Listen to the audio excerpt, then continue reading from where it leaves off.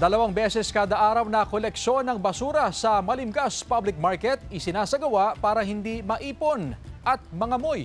Narito ang report. Mag-aalas 9 kaninang umaga, wala na halos makitang basura sa dropping area ng Malimgas Public Market. Nakolekta na ang mga basura. Nakaschedule sa umaga at hapon ang garbage collection para matiyak na hindi maiipon at mangangamoy ang basura sa pamilihan. Bahagya na rin bumaba ang volume ng basura sa pamilihan matapos ang holiday season. Mula sa dating mahigit 3 truck na nakokolekta ng Waste Management Division kada araw, ngayon halos hindi na mapuno ang 2 truck sa loob ng isang araw. Kanila invitation na mag-segregate lalo na ngayon para maibsan naman yung problema natin sa paghakot ng mga basura. Wala raw masyado itinatapon na basura ang negosyanteng si Rowena. Ang mga reject o nabubulok ng mga paninda niyang gulay, hinihingi na rin ng kanyang mga suki para ipakain sa alagang baboy.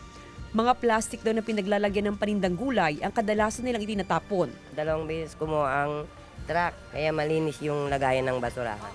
Nilalagay namin sa plastic kasi may inspector naman dyan lang lagi.